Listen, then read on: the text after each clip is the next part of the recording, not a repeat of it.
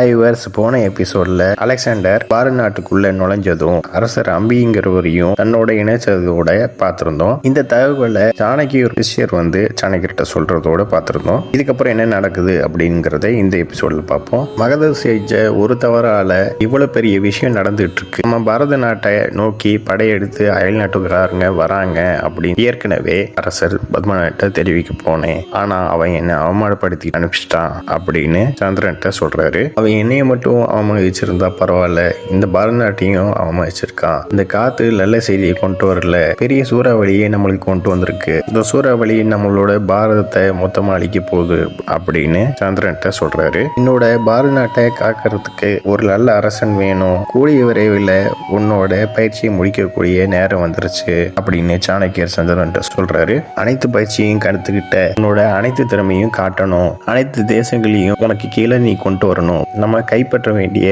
முதல் நாடு மகதம் அப்படிங்கிறாரு. ஒரு தேசத்தை நீ கைப்பற்றணும்னா அது நீ வெளியிருந்து மட்டும் பண்ணக்கூடாது, உள்ள இருந்தும் போய் பண்ணணும் அப்படிங்கிறாரு. நீங்க சொல்றது எனக்கு புரியல சந்திரன் சொன்ன உடனே, நீ அந்த அரண்மனைக்குள்ள போய் அங்க இருக்கிற பாதுகாப்புலாம் நீ தெரிஞ்சுக்கணும். நீ இப்பயே போ, யார் மூலியமா வெற்றி அடைய முடியும் பார்த்து தெரிஞ்சுக்கோ அப்படிங்கிறாரு. நான் எப்ப கிளம்பணும் அப்படின்னு சந்திரன் கேட்கிறாரு. நீ இப்பயே கிளம்பணும் அப்படிங்கிறாரு. அடுத்த காட்சியில அரண்மனை காமிக்கிறாங்க. அங்க நந்தினி அவங்க அண்ணிட்ட பேசிட்டு இருக்காங்க. அந்த நேரத்துல நந்தினியோட தோழி அரசர் உங்களுக்கு வரன் பார்த்துட்டாரு, நீங்க சொன்ன நிபந்தனைக்கு ஒருத்தர் ஒத்துக்கிட்டாரு அப்படின்னு சொன்னோடனே அதிர்ச்சியாங்க நந்தினி. என்னோட நிபந்தனை ஏத்துக்கிட்டது யார், என்னட்ட ஏன் சொல்லல அப்படின்னு உடனே அவங்க அண்ணி, நிச்சயமா அந்த வீரன் அந்த நிபந்தனையில ஜெயிச்சு உன்னை கல்யாணம் பண்ணிக்குவான் அப்படி சொல்லிட்டு அவங்க போறாங்க. உன்னை நந்தினியோட தோழி இளவரசன் மலைக்கேது தான் நிபந்தனைக்கு ஒத்துக்கிட்டான் அப்படி நந்தினிட்ட சொல்றாங்க. நந்தினியோட தோழிகள் கேக்குறாங்க, அந்த மாப்பிள்ளைக்காக நீ எதுவும் யோசனை பண்ணி வச்சிருக்கியா? இளவரசனை நீ வர வைக்கணும்ல அப்படின்னு கேட்ட உடனே சுயம்பரத்துக்கு வரமாட்டான் அப்படின்னு சொன்ன உடனே ஏன் என்ன செய்ய போற அப்படின்னு கேட்குறாங்க. சுயம்பரம் வர்றதுக்கு முன்னாடி ஒரு பெரிய விருந்து நடக்கும், அது நானே செய்ய போறேன் அப்படின்னு சொல்லணும்னே இன்னொரு தோழி சொல்றாங்க, அங்க பெண்கள் போகக்கூடாது அப்படிங்கிறாங்க. பெண்கள் தானே போகக்கூடாது, மாறு வேஷத்துல போறேன் அப்படிங்கிறாங்க. நந்தினி கூட அவங்க தோழிகளும் போறாங்க. ஆண்கள் வேஷத்தை போட்டுக்கிட்டோம், இப்ப யாரோ கண்டுபிடிச்சிட்டா என்ன பண்றது அப்படின்னு கேட்கறாங்க. யாரும் கண்டுபிடிக்க மாட்டாங்க, எல்லாம் சரியா இருக்கா அப்படின்னு நந்தினி கேட்கறாங்க. நந்தினி சந்திரனை பார்த்து, இளவரசர் மலைக்கேது நீங்க தானே அப்படின்னு கேட்ட உடனே சந்திரன் நந்தினியை முதல் முறையா பாக்குறாரு. சந்திரன் நந்தினியை பார்த்த உடனே சாணக்கியர் சந்திரன்ட்ட பேசின காட்சி காட்டுறாங்க.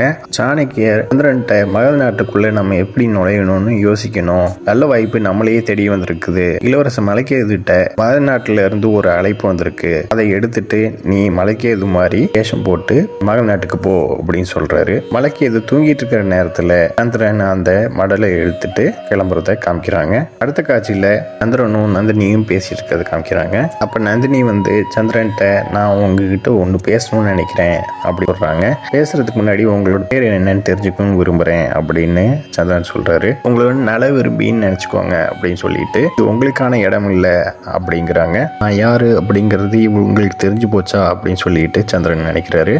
நந்தினி பத்தி குண்டா இருப்பாங்க, அசிங்கமா இருப்பா சொல்றாங்க.